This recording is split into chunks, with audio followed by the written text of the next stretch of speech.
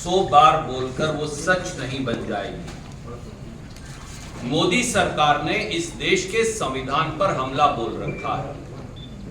ये मैं नहीं कह रहा, मोदी सरकार के पूर्व मंत्री और उनके नेता, उनके सांसद हेगड़े जी ने ये कहा कर्नाटक में कि मोदी जी को अगर इस बार चुन लिया गया तो वो देश का संविधान बदल देंगे। ये मैं नहीं कह रहा, मोदी जी के भाजपा उम्मीदवार लल्लू सिंह ने उत्तर प्रदेश में ये कहा इसी चुनाव में कि अगर उन्हें चुना गया तो वो संविधान बदल देंगे। ये मैं नहीं कह रहा, अरुण गोविल जी जो मोदी जी के भाजपा के सांसद के उम्मीदवार हैं उत्तर प्रदेश में, उन्होंने कहा कि वो संविधान बदल देंगे। ये मैं नहीं कह रहा। नरेंद्र मोदी जी के सबसे प्रिय बाबा कौन है? उनके सबसे प्रिय बाबा हैं आचार्य प्रमोद, जिनके कल्की धाम का वो उद्घाटन 3 महीने पहले करके आए हैं। वो ओथ दिलवा रहे हैं पब्लिकली कि देश में SC ST OBC की जातिगत रिजर्वेशन को खत्म करना ही भाजपा का लक्ष्य है। ये मैं नहीं कह रहा, मोदी जी की भाजपा में की जो उम्मीदवार है राजस्थान से ज्योति मिर्धा, वो इस चुनाव में कह रही हैं कि भाजपा को वोट दो, संविधान बदलेंगे। मोहन भागवत जी से लेकर जिनकी चर्चा सिद्धारमैया जी ने की, ये सब लोग मोदी जी के इसी संसदीय चुनाव में उम्मीदवार हैं, मोदी जी के सलाहकार हैं, मोदी जी के आईज एंड ईयर्स हैं। सच बात यह है कि श्रीमान नरेंद्र मोदी और भाजपा RSS इस देश के संविधान को बदलना चाहते हैं, SC ST OBC के अख्तियार को खत्म करना चाहते हैं। इसीलिए 30 लाख पद भारत सरकार में खाली, उस 30 लाख में 50% रिजर्वेशन तो SC ST OBC की, तो 15 लाख SC ST OBC के लोगों को नौकरी किसने नहीं दी? नरेंद्र मोदी ने। जो पब्लिक सेक्टर अंडरटेकिंग बेच दी, उनमें रिजर्वेशन खत्म हो गया। अब भारत सरकार में ज्वाइंट सेक्रेटरी और से सेक्रेटरी तक के सारे पद अब प्राइवेट सेक्टर से भरे जाते हैं, रिजर्वेशन खत्म हो गया। तो नरेंद्र मोदी जी अब से पहले ही रिजर्वेशन खत्म करने का षड्यंत्र चला रहे हैं और अब संविधान बदलना चाहते हैं। झूठे आडंबरों और इश्तिहारों से कुछ होने वाला नहीं।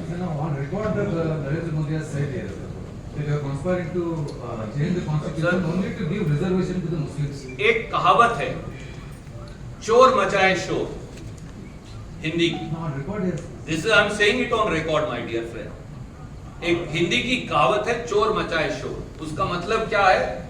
जिसे घर में चोरी करनी है वो सबसे ज्यादा शोर करता है, क्योंकि बीजेपी देश के संविधान को तोड़ना चाहती है। बीजेपी के मौजूदा सांसद, मुझे बताइए, फिर आपने उन्हें संसदीय उम्मीदवार क्यों बनाया? Why are they parliament candidates of Shri Narendra Modi? They are openly saying we will change the constitution. Not one, not two. I have given you 6 instances. Narendra Modi has not withdrawn candidature of even one. Why?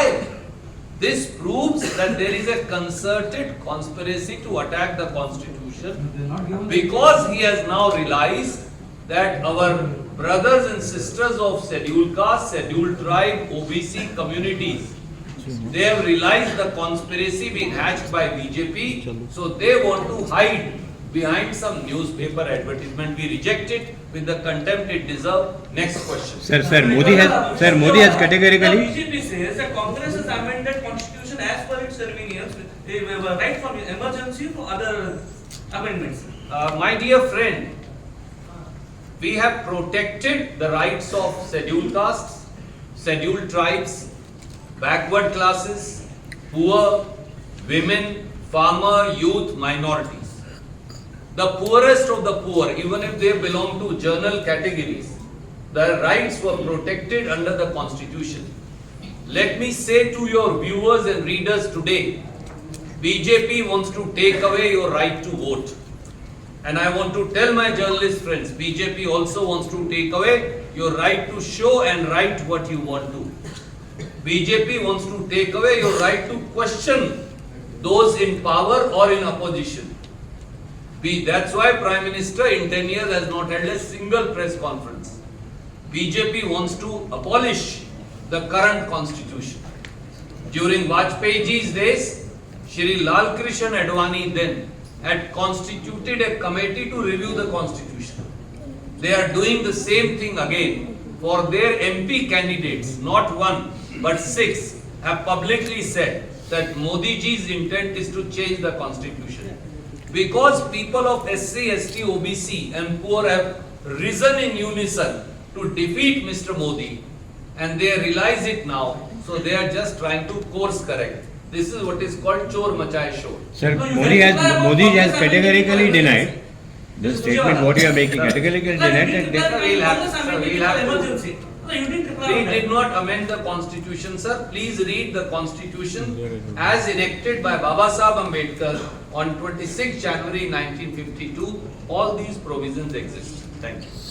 Modi has categorically denied in a TV9 interview with the 5 editors of the TV channel that there is no question of abolishing this constitution, and we are going to go by the existence of the Sir, I constitution. challenge, Mr. Modi through the good offices of my journalist friends in Belgaum.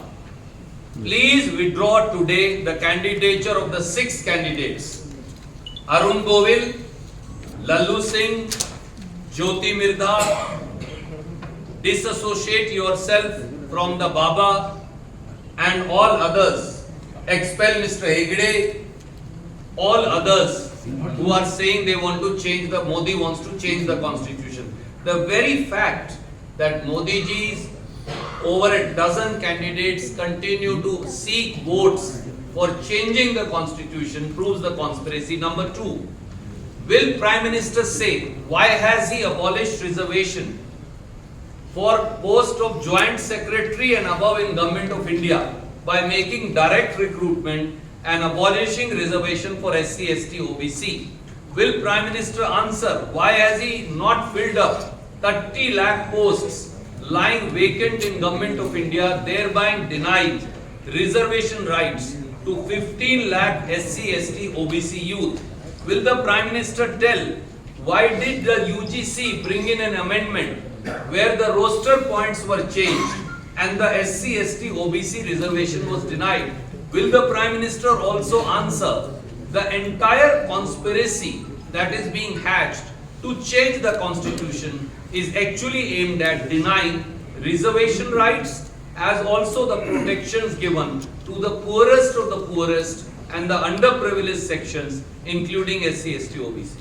Sir, 1 minute, sir, 1 minute, sir, 1 minute. Prajwal, sir, 1 minute. Prajwal Ravana,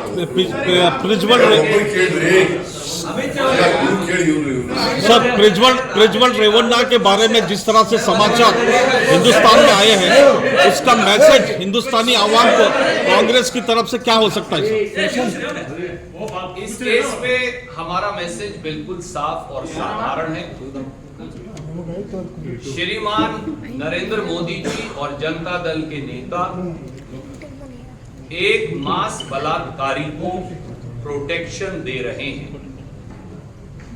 जब देश के प्रधानमंत्री नरेंद्र मोदी जी को यह मालूम था कि उनके और उनके अलायंस के कैंडिडेट प्रज्वल रेवन्ना गंभीर और सैकड़ों महिलाओं से बलात्कार के आरोपी और दोषी हैं, जब मोदी जी और अमित शाह जी के पास भाजपा के एक नेता द्वारा 22 दिसंबर 2023 को ये सारे सबूत दे दिए गए थे, तो मोदी जी और अमित शाह जी ने पहली बात जनता दल से समझौता क्यों किया?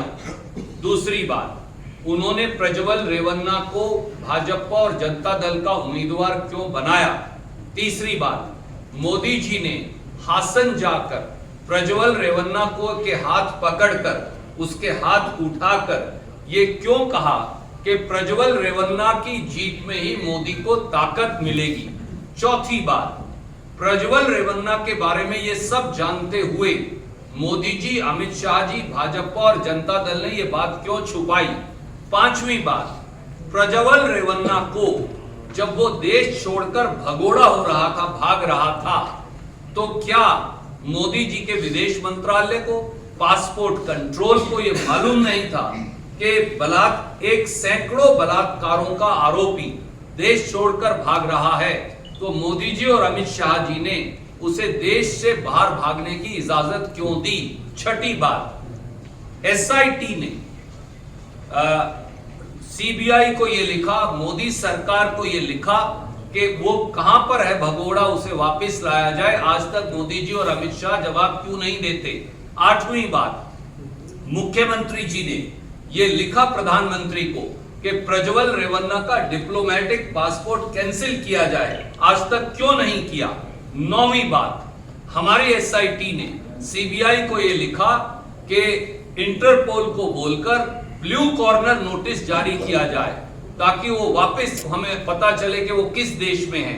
आज तक मोदी जी ने ये क्यों नहीं किया?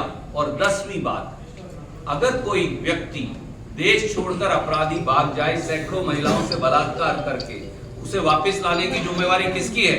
प्रांतीय सरकार की है या केंद्रीय सरकार की? अगर केंद्रीय सरकार की है, जब मोदी जी और अमित शाह जी ने उसे भगाया तो वो आज तक उसे वापस लाने के बारे में क्या कर रहे हैं? बजाय इसके कि वो सिद्धारमैया जी या डीके शिव कुमार जी पर इल्जाम लगाएं, वो सच क्यों नहीं बताते? इन 10 सवालों का जवाब वो दें। राहुल गांधी ने क्या पत्र लिखा? राहुल गांधी जी ने न्याय की मांग की है और राहुल गांधी जी ने मुख्यमंत्री जी को ये लिखकर अनुरोध किया है कि ऐसा व्यक्ति जो इस प्रकार की मानसिक विकृति से ग्रस्त हो कि वो 68 साल की महिला के साथ जबरन जबरदस्ती करे और 1 नहीं, 2 नहीं, 5 नहीं, 100 नहीं, 200 नहीं, 3-3 हजार वीडियोस हो सैकड़ों महिलाओं से बलात्कार के, अलग अलग आयु के, और फिर उनमें से एक महिला को किडनैप कर लिया जाए उन्हीं के परिवार के द्वारा, तो इन सब के खिलाफ उचित कार्रवाई हो। मुख्यमंत्री जी ने ये घोषणा भी की है कि वो उनको फाइनेंशियल हेल्प भी देंगे ये ऐसी सारी विक्टिम्स को, क्योंकि ये एक यूनिक केस है जो 75 साल में नहीं हुआ। पर देश के प्रधानमंत्री अब प्रज्वल रेवन्ना शब्द कहने से डरते क्यों हैं? सवाल ये।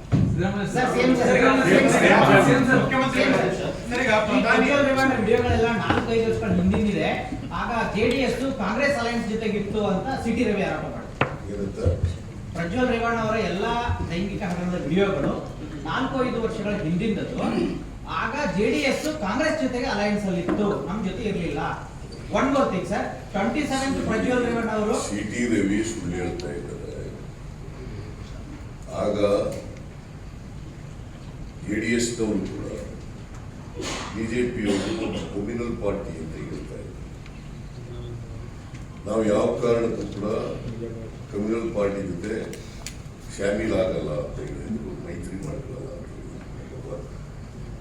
ದೇವೇಗೌಡರು ಏನ್ ಹೇಳಿದ್ರು ಕಳೆದ ಲೋಕಸಭಾ ಚುನಾವಣೆಯಲ್ಲಿ, ಯಾವ ಕಾರಣಕ್ಕೂ ನರೇಂದ್ರ ಮೋದಿ ಮತ್ತೆ ಪ್ರಧಾನಮಂತ್ರಿ ಆಗಲ್ಲ, ನಾನೇನಾದ್ರೂ ಮುಂದಿನ ದಿನದಲ್ಲಿ ಹುಟ್ಟಿದ್ರೆ ಮುಸ್ಲಿಂ ಆಗಿ ಹೋಗ್ತೀನಿ ಅಂತೇಳಿ, ಹೊರದೇಶಕ್ಕೆ ಹೋಗ್ತೀನಿ ಅಂತೇಳಿ. ಆಗ ಬಿಜೆಪಿ ಮೋದಿ ಪಕ್ಷದ ಜೊತೆ ಶಾಮೀಲಾಗಿದ್ರ. ಆಗ ಪ್ರಜ್ವಲ್ ರೇವಣ್ಣಂದು ವಿಡಿಯೋಗಳು ಹೊರಗಡೆ ಬಂದಿತ್ತ, ಕಂಪ್ಲೇಂಟ್ ಕೊಟ್ಟಿದ್ರ, ವಿಕ್ಟಿಮ್ ಕಂಪ್ಲೇಂಟ್ ಕೊಟ್ಟಿದ್ರ, ಈಗ ಕಂಪ್ಲೇಂಟ್ ಕೊಟ್ಟಿದ್ದಾರೆ. ಈಗ ಇದು ಗೊತ್ತಿದ್ದು ಕೂಡ ಡಿಸೆಂಬರ್ ತಿಂಗಳಲ್ಲಿ ಗೊತ್ತಾಗಿದ್ದರೂ ಕೂಡ ಇವರು ಅಲಯನ್ಸ್ ಮಾಡಿಕೊಂಡಿದ್ದಾರೆ. ಅಲಯನ್ಸ್ ಮಾಡಿಕೊಂಡು ಅವ್ರನ್ನ ಗೊತ್ತಿದ್ದು ಕೂಡ ಪ್ರಜ್ವಲ್ ರೇವಣ್ಣನ ಕ್ಯಾಂಡಿಡೇಟ್ ಮಾಡೋದು ಕೂಡ ಒಪ್ಕೊಂಡಿದ್ದಾರೆ. ಅವರು ಅಮಿತ್ ಶಾ ಮತ್ತು ನರೇಂದ್ರ ಮೋದಿ ಒಪ್ಕೊಂಡಿದ್ದಾರೆ. ಅಮಿತ್ ಶಾ ಹೋಗಿ ಚುನಾವಣಾ ಪ್ರಚಾರ ಮಾಡಿದ್ದಾರೆ. ಇದಕ್ಕೇನು ಹೇಳ್ತಾರೆ? ನಮಗೆ ಗೊತ್ತಿರಲಿಲ್ಲ. ಜೆಡಿಎಸ್ ಜೊತೆ ನಾವು ಮೈತ್ರಿ ಮಾಡ್ಕೊಳ್ಳುವಾಗ ಜೆಡಿಎಸ್ ಪಕ್ಷ ಕಮ್ಯುನಲ್ ಪಾರ್ಟಿಗಳ ಜೊತೆ ನಾವು ಸೇರಲ್ಲ, ಅವರು ಸೆಕ್ಯುಲರ್ ಪಾರ್ಟಿ ಅಂತ ನಾವು ಅಲಯನ್ಸ್ ಮಾಡ್ತೀವಿ. ಸರ್, ಏನೋ ಒಂದು ಆರೋಪ ಅಂತಂದ್ರೆ ಸಂತ್ರಸ್ತೆ ಎಲ್ಲಿ ಇಟ್ಟಿದ್ರು ಆ ಮನೆಯಲ್ಲಿ 40 ಜನ ಪೊಲೀಸರು ಹೋಗಿ ಬಡಿದು ಅವರ ಒಂದು ಕನ್ಫೆಷನ್ ಲೆಟರ್ ತಗೊಂಡಿದ್ದಾರೆ ಹಾಗೆ ಅಂತ ಆರೋಪ ಮಾಡ್ತಾರೆ. ಯಾರು ಪೊಲೀಸರು 40 ಜನ ಪೊಲೀಸರು ಹೋಗಿ ಜೆಡಿಎಸ್ ಸಂತ್ರಸ್ತೆ ಹೊಡೆದು. ನೋಡಿಯಪ್ಪ, ನಾವು ಯಾವುದು ಕೂಡ ಕಾನೂನು ಏನ್ ಮಾಡ್ತದೆ ಅದನ್ನು ಮಾತ್ರ ಮಾಡೋದು. सुरजेवाला जी, एक सवाल है. ತಿರಸ್ಕಾರ ಮಾಡೋದಾಗಲಿ, ಶಿಕ್ಷೆ ಕೊಡೋದಾಗಲಿ ಅದರಲ್ಲಿ ನಂಬಿಕೆ ಇಲ್ಲ. ನಾವು Surjewala ji, rule of law, Prajwal Revanna believe in rule of law. ಆಯ್ತಾ? ಕಾನೂನು ಏನ್ ಹೇಳ್ತದೆ ಅದ್ರ ಪ್ರಕಾರ. सुरजेवाला जी, न्यूज़ ट्रैक में खबरों का सिलसिला जारी है और हम उम्मीद करते हैं कि हमारा न्यूज़ ट्रैक आपको पसंद आ रहा होगा।